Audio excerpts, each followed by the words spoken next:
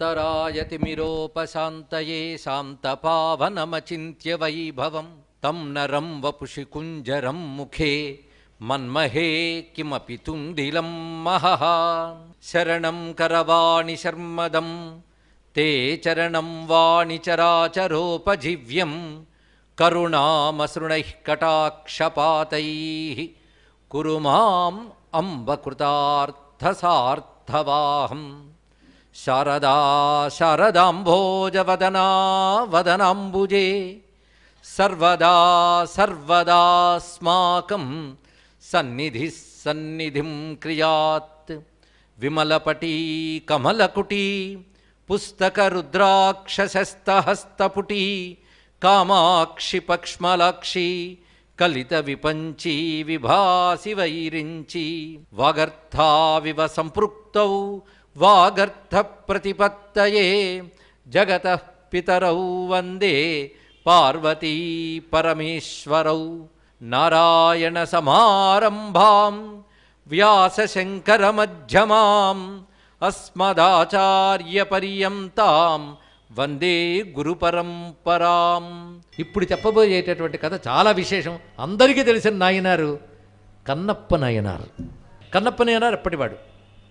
Secular కాలం నాటివాడా, secular తర్వాతి వాడా? యుగాల క్రితం వాడు. ఇప్పటి వాడుగాడు ఆయన. మామూలు లెక్కల్లో కట్టిన కలియుగారంభంలోని వాడు. శ్రీకాళహస్తి క్షేత్రం అంతకు పూర్వమే ఉన్నది. తర్వాత వచ్చిన వాడు కన్నప్ప నాయనారు. మరి ఆయన చరిత్ర చాలా విస్తారంగానే చెప్పాడు ఈ మహానుభావుడు. అదేమిటో మహాయోగులకు కూడా కన్నప్పంటే చాలా ఇష్టం. మహానుభావులు ఆదిశంకర భగవత్పాలు వారు శివానంద లహరి అని అత్యద్భుతమైన గ్రంథం రచించారు. అందులో ఆయన క్షేత్రాల గురించి చెప్పేటప్పుడు 2 క్షేత్రాలు మాత్రమే గుర్తొచ్చేటట్టు చేశాడు. ఒకటి శ్రీశైలం, ఇంకోటి శ్రీకాళహస్తి. కానీ పేరు ఎత్తాడు. శ్రీశైలం పేరు మాత్రం చెప్తాడు కానీ శ్రీకాళహస్తి పేరు ఎత్తాడు. శ్రీశైలం ఎందుకు చెప్పాడంటే రాసింది అక్కడే కనుక. ఒకే ఒక్క భక్తుడి గురించి చెప్పాడు ఆయన. ఆ భక్తుడు కన్నప్ప. ఆదిశంకరులు కూడా ఆయన్ని మెచ్చుకున్నాడు. మార్గావర్తిత పాదుకా పశుపతే రంగశ్చ కుర్చాయతే కండూషాంబు నిషేచనం పురరిపోర్ దివ్యాభిషేకాయతే కించిత్ భక్షిత మాంసశేష కబలం నవ్యోపహారాయతే భక్తి కిం నకరుత్యహో వనచరో భక్తావతంసాయతే. భక్తి ఏం చేయదయ్యా? దేన్నైనా చేయగలదు. మాంసాన్ని మహానైవేద్యం చేస్తుంది. అంతేకాదు రోడ్ల మీద తిరిగేటువంటి పాదరక్షల్ని నిర్మాల్యం తీసే కూర్చుగా మార్చేస్తుంది. ఎంగిలిని గంగోదకంగా మార్చేస్తుంది. ఆహా, ఏమిటయ్యా భక్తి ఎంత గొప్పది అన్నాడు. ఆ భక్తుడు ఎవరు? కన్నప్ప నయనార్. ఆయన నయనార్ అనే పేరులో చెప్పాలి. కన్నప్ప నయనార్. నయనార్లలో ఈయనకు చాలా గొప్ప స్థానం కల్పించబడుతోంది. ఈయన చరిత్ర చాలా విస్తారంగా చెప్పాడు. మన ధూర్జటి మహానుభావుడు శ్రీకాళహస్తి మహాత్మ్యంలో మొత్తం కాళహస్తి కథ అంతా చెప్తూ కన్నప్ప గురించి చాలా అద్భుతంగా రచించాడు ఆయన తెలుగులో. సరే, కన్నప్ప అసలు పేరు తిన్నడు. వ్యవహారంలో వాళ్ళ ఊరు ఉడుమూరు. అది సువర్ణముఖరి నదీ తీరం దగ్గర ఉంటుంది. ఉడుమూరు అని ఒక అడవిపల్లె. అడవిపల్లికి రాజు వాళ్ళ నాన్నగారు. ధూర్జటి చెప్పిన ప్రకారంగా, వీళ్ళు చెప్పిన ప్రకారంగా కూడా ఆయన పేరు నాథనాథుడు. ఆయన బోయలకి రాజు. వాళ్ళ ఆవిడ పేరు తండే. వారికి పరమేశ్వరుడు అనుగ్రహం వల్ల కలిగాడు. అంటే వాళ్ళు శివభక్తులు వాళ్ళు. దీన్ని బట్టి వాళ్ళు కూడా శివభక్తులు తెలుసుకుని అగ్రవర్ణముల వారు మాత్రమే మీ దేవుళ్ళను కొలిచెదరు, మీకు మతమే లేదు, దేవుడే లేడని భ్రమ పెట్టే వాళ్ళు ముందు తెలుసుకోవాలంటే వేలాది లక్షలాది చెంచులు మా శ్రీశైలం మల్లన్నకి భక్తులు. తెలుసుకోండి ఇక్కడ ఎంతమందో వారి వారి పద్ధతుల్లో వారి శివుడిని కొలుచుకుంటారు. మల్లన్న అంటే చాలు పలుకుతాడు వాళ్ళకి. ఆదుకో మల్లన్న, చేదుకో మల్లంటే పలుకుతాడు. అంతేకాదు భ్రమరాంబ వాళ్ళ ఇంటి ఆడపడుచుట. ఆ మాటకు వస్తే చెంచు మహాలక్ష్మి, చెంచు లక్ష్మి వాళ్ళ ఇంటి ఆడబడుచు నరసింహస్వామి వాళ్ళ దేవుడు. అలాగే వీళ్ళకి కాటరేడు అని ఒక స్వామి ఉన్నాడు. వాళ్ళ భక్తులు వాళ్ళు. కాటరేడు జాగ్రత్త తెలిస్తే కాడు. కాడు అంటే శ్మశానం అని, వాళ్ళ కాడు అని ఉంటాం. రేడు అంటే రాజు కనుక మహాశ్మశానవాసి కావచ్చు. క్షేత్రాణాం పతయే నమః. వేదం అలా అంటే వాడు అలా అన్నాడు. భాష మారిందే తప్ప భగవంతుడు మారలేదు. తెలుసుకోండి ఇక్కడ. అలా కొలుచుకుంటున్నారు. ఆ కాటరేడు అనుగ్రహం వల్లను వీళ్ళకి సంతానం కలిగింది. ఆ సంతానంకి వాడు పెట్టుకున్న పేరు తిన్నడు. తిన్నగా ఉండేవాడు తిన్నడు. పేరు బాగుంది. కానీ ఉపమన్యువు ఈ కథను రచించాడు కదా, ఆయన ధీరుడు అని పేరు పెట్టాడు. ఇది కూడా బాగుంది. తిన్నా ధీర రెండూ ఒకటే. ఏ వికారానికి లోను కాకపోవడమే ధీరత్వం. అలాగే తిన్నగా ఉండడమే ధీరత్వం. వంకరకు పోకుండా క్షణానుకోలో మారిపోయి బుద్ధుడు కాకుండా ఏకాగ్రతకి పేరే తిన్నడు. చాలా బాగుంది కదా. కనుక ఈ ధీరుడు పుట్టినప్పటి నుంచి ఉత్సాహంగా పిల్లలతో ఆడుకుంటున్నాడు. సరిగ్గా కౌమార దశ దాచి యవ్వనంలో వచ్చేటప్పటికీ వాళ్ళ పద్ధతిలో వాళ్ళకు ఉపనయనం చేశారు. చూడండి, సరిగ్గా అతనికి కూడా ఆ విధమైన వేట విద్యలో వాళ్ళకి నేర్పరితనం నేర్పుతూ కాట్రేని జాతర అని చేశారు. ఆ సవయస్కులందరికీ కలిపి ఒకేసారి చేస్తారు ఆ సంస్కారం చేసి వాళ్ళని పంపించారు వేటాడడానికి. నేర్పరితనంగా కొంతమంది శిక్షకులనిచ్చి పంపిస్తారు వేటల్లో నేర్పరితనం నేర్చుకోవడానికి. ఇలా వీడు క్రమక్రమంగా వేటలో నైపుణ్యం పొందాడు. ఇంకప్పుడప్పుడు యవ్వనం వస్తుంది. ఒకసారి తోటి స్నేహితులు కలిసి వేటకెళ్ళిన వాడు కొద్ది రోజుల వరకు వేటాడి మళ్ళీ తిరిగి వెనక్కి రావాలి. వెళుతూ ఒక రాత్రి వచ్చేటప్పటికల్లా ఒక అడవిలో అలసిపోయి పడుకున్నారు అందరూ కూడా. అప్పుడు కలలో ఒక ఆయన కనబడ్డాడు. ఎలా ఉన్నాడంటే, వడలం తెల్లని బూదిపూత పులితోలొడ్డాణము అచ్చైన కెంజడలు, తెలుగులో పదాలు, వడలం తెల్లని బూదిపూత పులితోలు వడ్డాణము కెంజడలు, ఎర్రని రంగుతోనూ జటాజూటము, విభూతి రుద్రాక్షలతో కనబడ్డా ఒక ఆయన కనబడ్డట. ఆయన ఎవరో చెప్పలేదు, ఎందుకంటే పిల్లాడికి కూడా శివుడు విష్ణువు పేర్లేని తెలియవు గనక కనబడ్డవాడు పరమేశ్వరుడే. నాయన ఇక్కడి నుంచి కొంత దూరం వెళితే చెట్టు కింద శివలింగం ఉంది, పూజించు అన్న మాట వినబడింది. వెంటనే కళ్ళు తెరిచాడు. అందరూ నిద్రపోతున్నారు చుట్టూ తోటి వాళ్ళు. తనొక్కడికే ఈ స్వప్నం వచ్చింది. ఈ చెప్పింది ఎంత మేరకు నిజం ఆలోచిస్తున్నాడు. అప్పుడు ఒక గుర్ఘరధ్వని చేస్తూ అడవి పంది కనబడిందండి ఇక్కడ. అంటే చెప్తే రాడేమో తెప్పించుకుందాం అనుకున్నాడు భగవంతుడు. ఎప్పుడైతే అడవి పంది కనబడిందో కల విషయం మర్చిపోయాడు. మంచి ఉడుకు రక్తం కదా, ఇప్పుడు అడవి పందిని వేటాడిన గొప్పతనం చూపిస్తాను. చేతులు ఉన్న విల్లమ్మను తీసుకున్నాడు. అడవి పందిని తరుముదామని వెళ్ళాడు. అది పరిగెత్తింది. ఈయన పరిగెత్తాడు. క్రమంగా ఈ మందకు దూరం అయిపోయాడు, తన తోటి వాళ్ళకి దూరం అయిపోయాడు. అది తిరిగి తిరిగి తిరిగి తిరిగి అసలు అడవి పంది అయితే దొరికేదేమో, ఇది దొంగ అడవి పంది ఇక్కడ. అందుకే దొరికిందని బాణం వేయబోతుంటే అంతర్ధానం అయిపోయినట్టు అయిపోయేది. ఇంకో చోట కనబడేది. దాని వెంట వెంట వెంట వెళ్ళాడు. తన నాశాశలం త్రిప్పే అంటాడు ఇక్కడ దుర్జటి. దిక్కు దిక్కుల్లో తిప్పి ఆఖరికి శివలింగం ఉన్న చోటుకు వచ్చి అంతర్ధానం అయిపోయింది. అక్కడ దాకా తేవడమే దాని ఉద్దేశం. ఇక్కడ అత్యద్భుతమైన మాట చెప్తాడండి. తిన్నగా వచ్చి ఒక్కసారి అంతర్ధానం అయిపోయింది. ఈయనకు ఎదురుగా శివలింగం కనబడింది. అదేదో రాయి అనుకోలేదు. శివలింగం చూసిన వెంటనే తానెవడో మర్చిపోయాడు. వెంటనే చేతిలో ఉన్నటువంటి ధనుర్బాణాలు కింద పడేసి శివలింగంకి వెళ్ళిపోయి కళ్ళ నీళ్లు కార్చుతూ మోకాళ్ళ మీద కూర్చొని రెండు చేతులు దోయిలించి అలా నమస్కరిస్తున్నాడు. అంటే ఏ పూర్వజన్మ సంస్కారము జాగృతమైంది. అప్పుడు శివలింగాన్ని చూసిన వెంటనే తన్ను తాను మైమర్చిపోయాడు. తాను వేటగాడినని, పంది వెంట వేస్తున్నాను అన్నీ మర్చిపోయి తన్ను తాను మర్చిపోయి అలా శివలింగాన్ని చూస్తూ కన్నీరు కార్చుతూ ప్రేమగా వెళ్ళ లింగాన్ని నిముడుతూ కూర్చుండిపోయాడు. వెనక్కి రాలేదు. తెల్లవారిపోయింది. అక్కడ నిద్రపోతున్న వాళ్ళందరూ మేల్కాంచారు.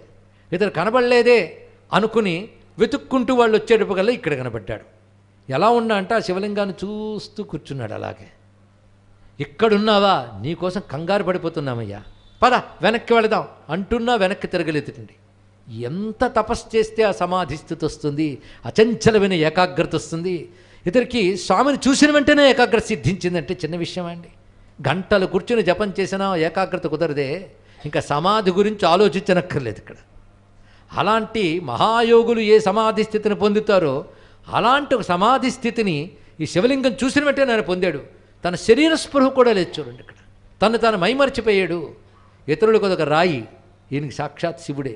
శాస్త్రం చదవలేదు. శివలింగం చాలా గొప్పది, కనుక దండం పెట్టుము. మహిమ ఎంతటిదంటే ఏమీ తెలియవు. అవ్యాజం, ఇది అన్కండిషన్డ్. అలాంటి ప్రేమ పొంగిందండి. అలా చూస్తూ కూర్చున్నాడు. వెంటనే ఒక్కళ్ళు కుదిపినా రాలేదు. ఆఖరికి ఎంతో బలంగా కుదిపి, నువ్వు రావాలయ్యా, లేకపోతే మీ నాన్న వల్ల మాకు ప్రమాదం, నువ్వు మాలాంటి వాడివి కావు, మా రాజుగారి కొడుకువి, కనుక నువ్వు రావాలి అని అడిగితే అప్పుడు ఎట్టకేలకు శివలింగాంతరంగముగా అంతరంగంబు మరల్చి అన్నారు ఇక్కడ. ఎంతోసేపు అలా ఉన్నటువంటి వాడు ఇటు తిరిగట్టు ఒక్కసారి, పై కష్టం మీద తిరిగాడు.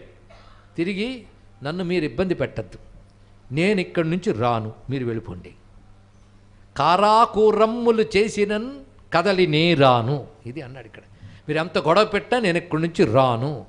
ఇంకా ఎక్కువ గొడవ పెట్టానుకోండి ప్రాణాలు తెస్తాను తప్ప రాను, మీరు వెళ్ళిపోండి, మిమ్మల్ని ఏమి ఇబ్బంది పెట్టను అనగానే వాళ్ళు చేసేదేమీ లేక వెళ్ళిపోయారు. వెంటనే వాళ్ళు శివుడి వైపు తిరిగిపోయారు. పైగా శివుడి యందు నా మనస్సు ఎలా కట్టుబడిపోయిందంటే ఓడ కట్టిన దూలమ్ము అన్నాడు ఇక్కడ. ఓడ కట్టిన కట్టుకొయ్యేలాగా నా మనస్సుని కట్టుకుపోయింది, నేను రాను. పైగా ఉట్టినే రానని నేను అనలేదు, ఈయన వస్తే వస్తాను. చూడండి, అది గొప్ప భక్తి. ఈ చోటు వదిలి రానలేదు, శివుడిని వదిలి రాను. శివుడు వస్తే నేను వస్తాను, కానీ నేను రాలేదుగా, నేను రాను, మీరు పొండి అన్నాడు ఇక్కడ. వాళ్ళు చేసేదేమీ లేక వెళ్ళిపోయారు. ఇప్పుడు తాను శివుడు మాత్రమే మిగిలారు. ఇంకా శివుడిని చూస్తూ ముచ్చట పడిపోతూ, ఏమిటయ్యా ఇక్కడున్నావయ్యా, ఏమైనా బాగుందా? ఓ స్వామి, ఇటువంటి కొండదరిలో ఒంటిన్ పులుల్ సింగముల్ గాసం పెట్టెడు కుట్ర నట్టడవిలో కల్ జువ్వి క్రీనీడ ఏ యాసన్ కట్టితి వేటి గడ్డయిలు నీ వాకొన్నచో కూడు నీళ్లు ఏ సుట్టంబులు తెచ్చిపెట్టెదరు నీ కిందేటికే లింగమా దూర్జటి పల్కుల కేల కల్గెనో అతులిత మాధురీ మహిమ అని కృష్ణదేవరాయలు ఆశ్చర్యపోయాడే అది. ఓ స్వామి, వింటూ ఉంటూ బోయవాడు అరిచినట్టే లేదు. ఓ స్వామి, ఇటువంటి కొండదరిలో ఒంటిన్ పులుల్ సింగముల్ గాసింపెట్టెడి కుట్రనట్టడవిలో, ఏం పదమండి కుట్రనట్టడవిలో, కల్ జువ్వి క్రీనీడ ఏయాసన్ కట్టితి వేటి గడ్డయిలు, ఏటి గడ్డ ఏయాసన్ కట్టితి విల్లు, ఎలా కట్టుకున్నావు ఇల్లు? నీ వాకొన్నచో కూడి నీళ్లు ఏ సుట్టంబులు తెచ్చి పెట్టెదరు నీ కిందేటికే లింగమా. అసలు ఇల్లో ముంగిలియో అనుంగుసుతుడో ఈడైన చిట్టంబులో ఇల్లాలో సుతుడో తరింపవసమే ఏ పోడుముల్లేక. అసలు ఒక్కడ విని ఎలా ఉంటున్నావయ్యా? ఇల్లు అంటే ఎలా ఉండాలి? ఒక భార్య, పిల్లలు, స్నేహితులు, బంధువులు ఇలా ఉంటే బాగుంటుంది, కానీ నీకు పాపం ఎవ్వరూ లేరే. శివుడు ఏకాంతంగా ఉంటాడు, పరమాత్మ యోగం ఇవేం వాడికి తెలియదు, ప్రేమొక్కడు తప్ప. దానితో తనలాగే పరమేశ్వరుని చూస్తూ ఇందరుంటే హాయిగా ఉంటుంది, నీకు ఎవ్వరూ లేరయ్యా, పాపం ఎలా ఉన్నావో ఏమిటో. కొంతసేపటికి ఇలా కబుర్లాడుతుంటే ఎలాగా? నీకు అసలు భోంచేసావు పొద్దున్న లేచి? పాపం ఏం తిన్నావో ఏమో, ఎన్నాళ్ళు ఎవడు చూశాడయ్యా, ఇప్పుడు కొత్తగా తయారయ్యేవేమో అంటావేమో. ఎన్నాళ్ళు చూసేవాళ్ళు లేడు, ఇప్పుడు నేనున్నానుగా, నువ్వు పస్తుండడానికి వెళ్ళలేదు. ఎన్నాళ్ల నుండియో పస్తున్నాడి అడవిలోను ఒంటి మహేశుండు ఈ నెగులు మాన్పవలదా కన్నారన్ కన్న బంటు కలిగిన ఫలము అన్నాడు. ఎంత అందమైన మాట అన్నాడు. ఎన్నాళ్ళ నుండో పస్తున్నాడు, ఇవాళ కన్నారా చూసుకుని భక్తుడు వచ్చాడు కదా, అటువంటిప్పుడు ఇంకా పస్తుండనిస్తాడా? లేదు, నేను నీకు ఆకలితో ఉండనివ్వను, కడుపు నింపుతానని అడవిలోకి వెళ్ళి మంచి అడవి పందును కొట్టి మాంసం తీసి కాల్చి చక్కగా దొప్పల్లో పెట్టుకుని, కొందరు స్నానం చేయండి తినరు, పాప ఈయన కూడా స్నానం చేయండి తినడు కదా, కానీ చేతుల నిండా మాంసం పెట్టుకున్నాక స్నానానికి పాత్ర ఏది, ఏం పట్టుకెళ్తాను అని సువర్ణముఖి జలం నింపుకుని ఆయన దగ్గరికి బయలుదేరాడు. ఆ వెళుతున్న చిత్రం చూడాలండి. విల్లొక చంక అంపపొది వీపున దొప్పలు కేలుదోయి పుక్కిళ్ళ పవిత్ర కంచన ముఖీజల మొప్పగ తెచ్చి భక్తి రంజిల్ల తదంబుమజ్జనము సేయుచు దొప్పల నంజుడు అద్రిరాజల్లుని ఆరగించుమన ఆ ప్రభుడు ఊరకుండినన్. వస్తున్న దృశ్యం ఎలా ఉందంటే, విల్లొక చంక అంపపొది వీపున దొప్పలు కేలిదోయి పుక్కిళ్ళ పవిత్ర కంచనముఖీ జనము ఇలా తెచ్చుకొచ్చి ఆ చెప్పుకాలు పట్టుకొచ్చి ఆయన మీద ఉన్నటువంటి పత్రాలు పళ్ళు అని పక్కకు తోసేసి పువ్వులు తోసేసి అప్పుడు ఎంగిల్ నీరు అభిషేకం చేసి తినవయ్యా అన్నట్టు. ఆయన ఊరుకున్నట్టు. తింటాడా? మనకు తెలుసు విగ్రహానికి నైవేద్యం పెడితే తిందని, కానీ నేను పాపమా ఇక్కడ తింటాడనే అనుకున్నాడు ఆయన. ఇక్కడ పైగా ఇక్కడ కొందరు సాహిత్యాన్ని ఆస్వాదించే వాళ్ళు ఇద్దరు ముగ్గురు కనబడుతున్నారు కనుక చెప్తున్నాను వాళ్ళ కోసం. ఏం పదం వాడాడంటే అద్రిరాజల్లుని అని పదం వాడాడు ఇక్కడ. అంటే కొండల రాజుగారు అల్లుడిని తినమన్నాడని. కొండ కదలదు, అల్లుడైనందుకు కొంచెం వచ్చుంటుంది లక్షణం, ఈయన కదలలేదు అని చెప్పడం అందులో చమత్కారం. అద్రిరాజల్లుని ఆరగింపమని ఆ ప్రభుడు ఊరకున్నాడు. అంతేలా ఆయన చూపించి మనం తినేయడమే కదా అనుకోలేదు. ఈయన పక్కన మఠం వేసుకుని ఎందుకయ్యా తినలేదు అని అడుగుతున్నాడు. ఇక్కడ కాలవో క్రొవ్వవో మాడంగాలెనో పద్యం అండి, ఇలా రాశాడు. కాలవ క్రొవ్వవ మాడంగాలెనో చవిగావో కమ్మగావో నీకున్ అలవడవో. సరి కాలేదా? ఎక్కువ కాలిపోయా, మాడిపోయా, రుచి లేదా, లేకపోతే నీకు పడవా? తినవేళ కర్రకుట్లు పార్వతీశ్వర చెప్పుమా. ఎందుకంటే వాళ్ళు కాట్రేడు వాడు పూజించడం వల్ల శివుడు ఏదో చిన్న చిన్న భావాలు గుర్తున్నాయి, అందుకే పార్వతీశ్వర చెప్పుమా. లేకపోతే నీకు ప్రస్తుతం ఈ సమయం తినే సమయం కదా,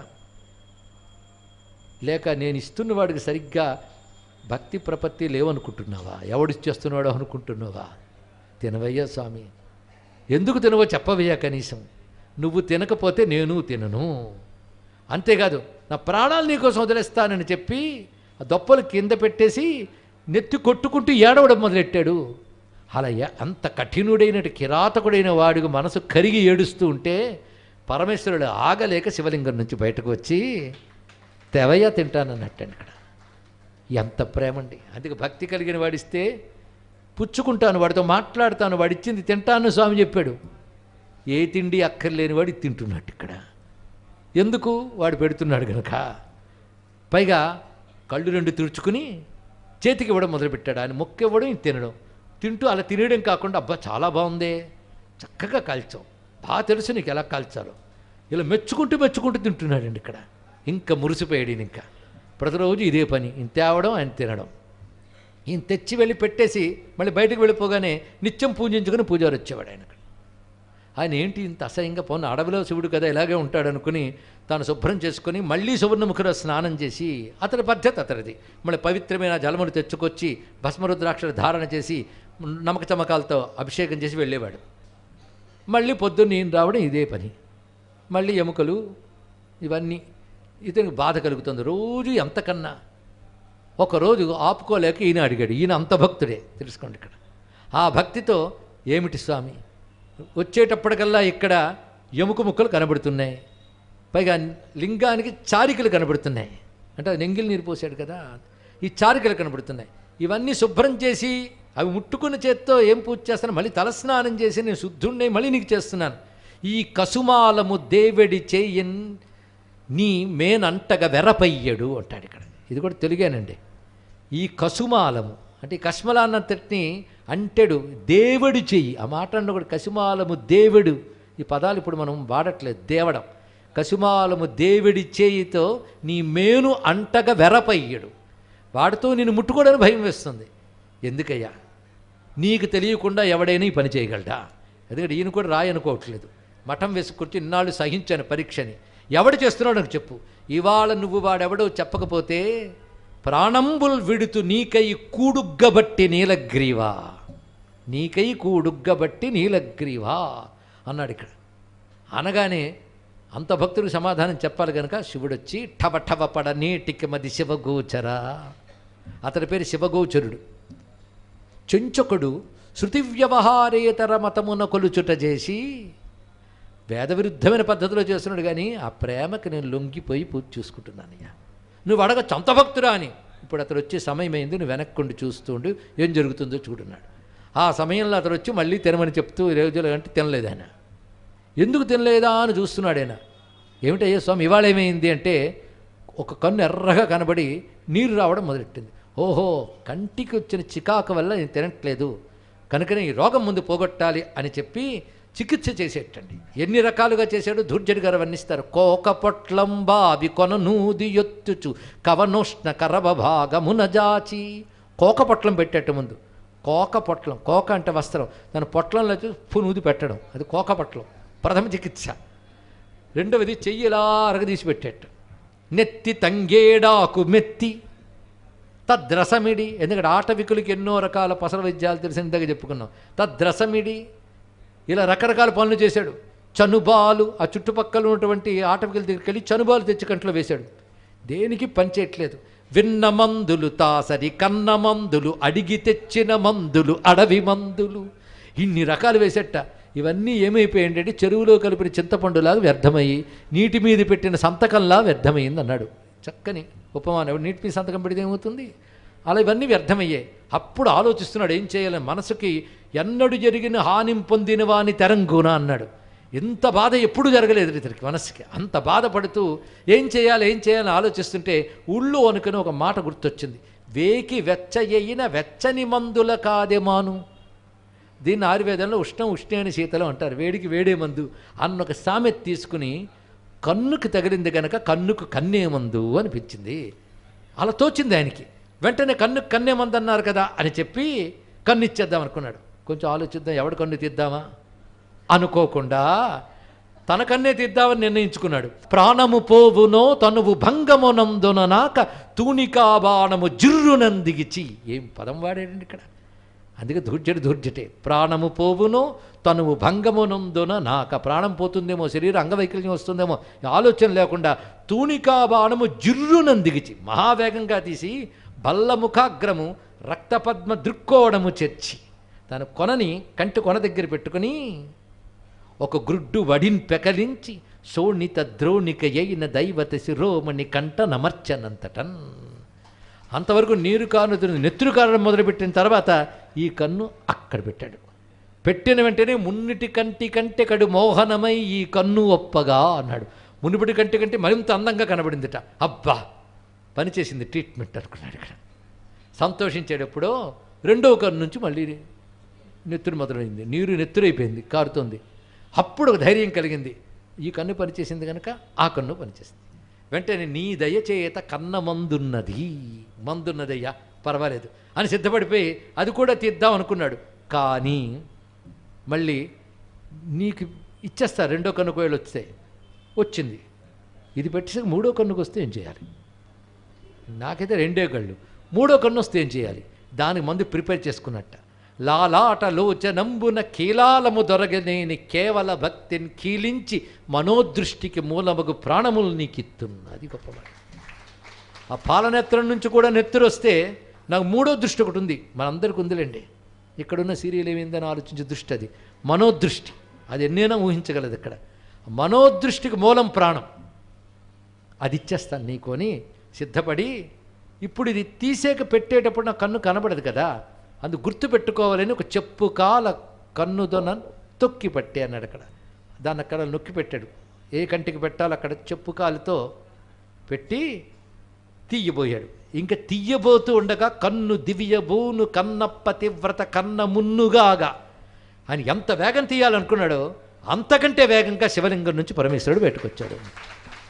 ఎలా వచ్చారంటే హరి అరవింద సూతిముని లష్ట దిశాపతులాదిగా వియచ్చరుడిరువంకలన్ కొలువ సీత వసుధాధర కన్యక ముద్దుకేలు తామర కడవ్రేలు పట్టుకుని మన్నన తిన్ననికిన్ ప్రసన్నుడయ్య చెప్తున్నాడు. ఇక్కడ రావడం ఎలా వచ్చారంటే ఆ లింగము నుంచి తాను ఒక్కడే కాదు, ఆ వచ్చేటప్పుడు మహావేగంగా వస్తున్నట్ట.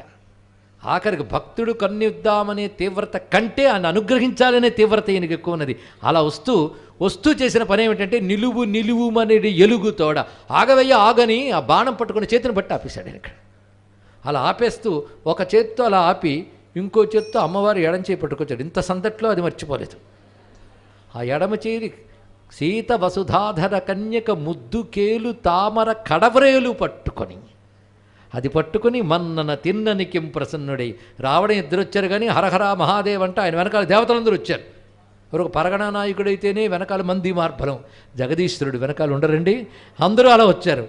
వెంటనే అలా పట్టి ఆపేసి రావయ్యేలాగ శివగోచరా చూసావా సద్భక్తుండితడవు కదా, ఇప్పుడు చెప్పు ఇలాంటి భక్తుడు అందిస్తే అందుకోను, ఇక్కడ వేదము పద్ధతి చూస్తానా, భక్తిని చూస్తానయ్యా నేను అని చెప్పగానే శివగోచరుడికి బాష్పాలు రాలుతూ ఒకసారి ఆ భక్తుడికి నమస్కారం చేసుకుని భగవంతుడికి నమస్కారం చేశారు.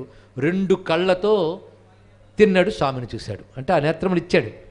ఆ 2 కళ్ళతో స్వామి చూశాడు. ఇద్దరు ఎదురుగా ఉన్నారు భక్తులు, వాళ్ళిద్దరిని అనుగ్రహించాడు. మీకేం కావాలని, ఇదే అడక్కయ్య బాబు, ఏం కావాలంటే మా లోకం వైపు చూపెడుతుంది. నిన్ను చూశాక మాకు ఒకటి అర్థమైంది, లోకం అంతా మిథ్య అనే విషయం అర్థమైంది. ఎప్పుడు? నిన్ను చూశాక. బ్రహ్మము సత్యమనే అనుభవం వస్తేనే జగత్ మిథ్య అని తెలుస్తుంది ఇక్కడ. అందుకే బ్రహ్మసత్యం జగన్మిథ్య, జగన్మిథ్య బ్రహ్మసత్యం కాదు. జగన్మిథ్య అంటే నువ్వు మిథ్య నేను మిథ్య అని వెళ్ళిపోతాం మనం. ఇంకా చాలు స్వామి, నువ్వు తప్ప మరేది నాకు అక్కర్లేదు అని ఇద్దరు సరళి వేడితే దిక్కులు మించియున్న తన తేజము లోపల సర్వదిక్కుంతములా వ్యాపించిపోయిన మహాలింగముగా స్వామి సాక్షాత్కరించి వారు ఉభయుల్ని తనలో ఐక్యం చేసుకున్నారు. ఇది కన్నప్ప కదండి మొత్తం. అందుకే తిన్నదనం కన్నప్ప ఈ 2 లక్షణాలు ఉన్న భక్తి గొప్పది. అందుకే కన్నప్ప నయ్యనార్ అంత గొప్పవాడు కనుకనే మార్గావర్తిత పాదుకా పశుపతే రంగస్య కూర్చాయతే గండూషాంబు నిషేచనం పురరిపోహు దివ్యాభిషేకాయతే కించిద్ భక్షిత మాంసశేష కబలం నవ్యోపహారాయతే భక్తి కిం న కరోత్యహో వనచరో భక్తావతంసాయతే. అందుకే ఏదైనా దొరుకుతుంది కానీ భక్తి దొరకడం మహా కష్టం. ఇంకా ఎందరనైనాళ్ళు ఉన్నారో, ఎందరు భక్తులు ఉన్నారో రేపు తెలుసుకుందాం. సర్వం శ్రీ సాంబ సదాశివ చరణారవిందార్పణమస్తు.